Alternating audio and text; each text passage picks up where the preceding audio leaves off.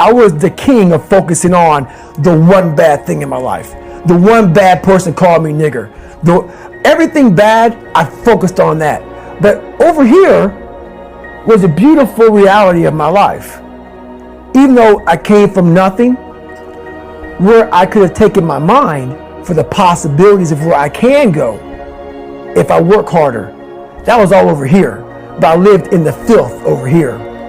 So basically, what I started doing was, when I was 297, I thought about, my God, man, like this could be my life. And I thought, okay, what does heaven look like? I don't know.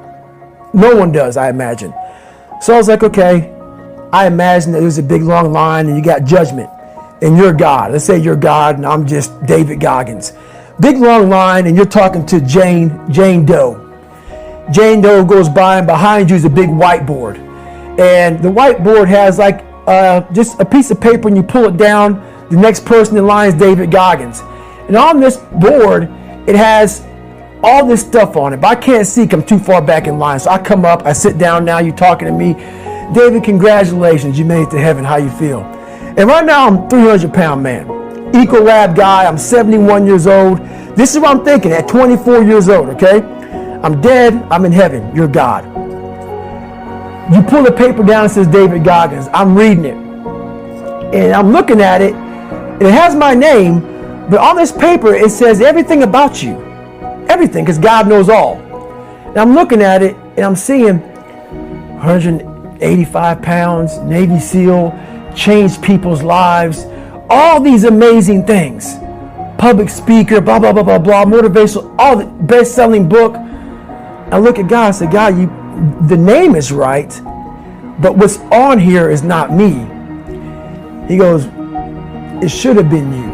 This was the life that you were supposed to live, but you didn't try. So this is the life that you have. So what I think to myself is, are you in heaven? Am I talking to God or am I talking to the devil?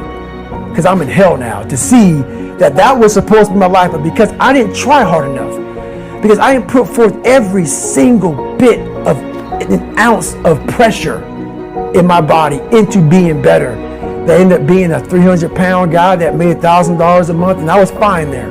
That was okay. So that's how my mind works. It works that way to see, where is this going to take me? What's the possibility? So I was able to visualize the end. So when I was 297, and I was all fat and out of shape, and I couldn't run a quarter mile, and I was drinking milkshakes and eating boxes of donuts, I visualized, man, how would it feel? So after I watched that show on Discovery Channel, for a brief moment, there was 22 guys that graduated. I watched this segment on TV about these guys going through Navy SEAL training. And I couldn't even, I wasn't a great swimmer. I was afraid of the water, all this crap, man. And I saw these guys just quitting.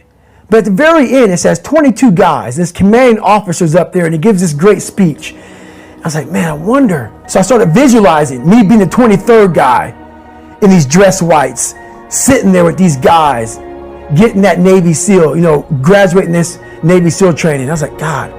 So I put myself there. I was like, man, that's an amazing feeling. I put myself there at 297, not even able to do anything that these great men were doing. I said, man, if I could feel that would change my life. If I could just feel that. It lasts for 1 second. You get that certificate, you walk across the stage, and what's next? But I didn't know that then. My mind wasn't, I thought I'd live in that moment forever. So I said, wow, man, if I could just feel like them. I wanted to win. Not like beat somebody else. It wasn't about that. I just wanted to go the distance. Everything in my life, when something got hard, I quit. If it was reading, that's where, I wasn't great at reading. I wasn't great at writing, so I just quit. I couldn't catch on as fast as you. I had to work harder than you, so I quit. I wasn't great at things, so I quit. I'm not good at this. Like, man, if I could just go that distance, that extra mile, to just go, just to finish. I want to finish. I want to feel victory. And victory for me wasn't winning, it was just finishing. So I said, you know what? If I could feel like these guys feel, it would change my life.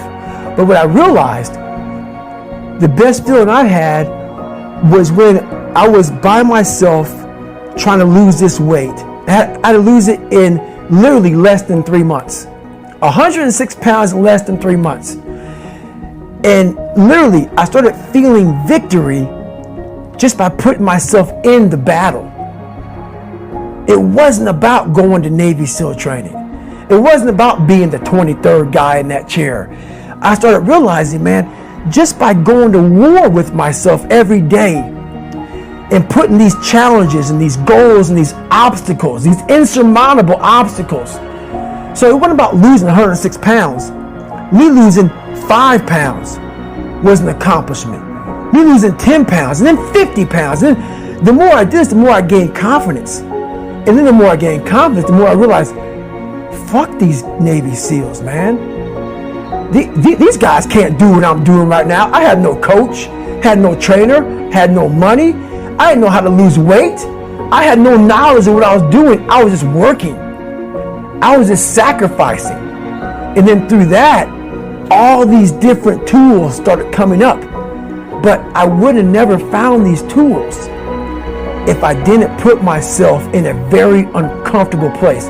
We all look for toughness. We all want it, but we look for it in a comfortable environment. You will not find toughness in a comfortable environment. Those of you who are listening to this, whoever hear this, you will not find it.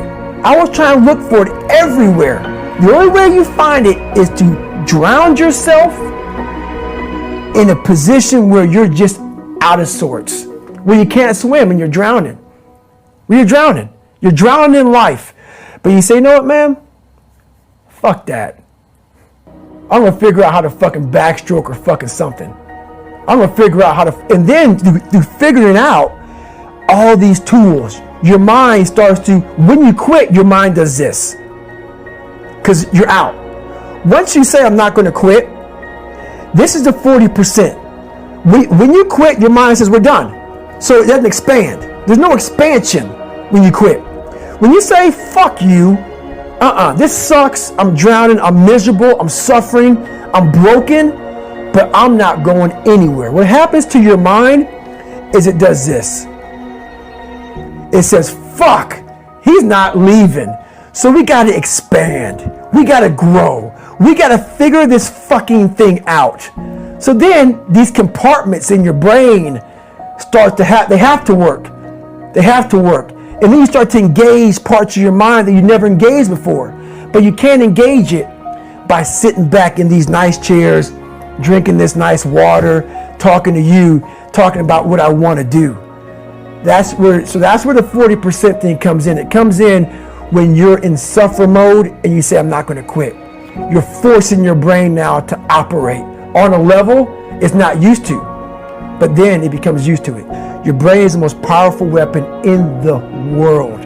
Once you put away your phones and your computers and all that shit we have nowadays, yeah, that's great. We're up to date. But your brain is the only thing you have when you're going through depression, when you're going through hard times, when you're going through death, real life shit. You can't Google that shit, man. You're alone. You're alone. You may have a shrink you're going to. You may have a best friend you're going to. But there's 24 hours in the day where you're alone in this brain.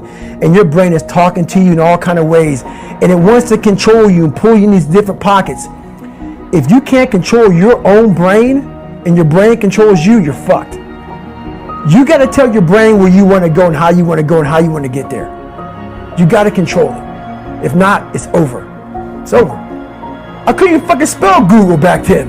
The shit didn't exist, man. What existed for me was, okay, man, how am I going to fucking make this work? And all I knew back then was hard work.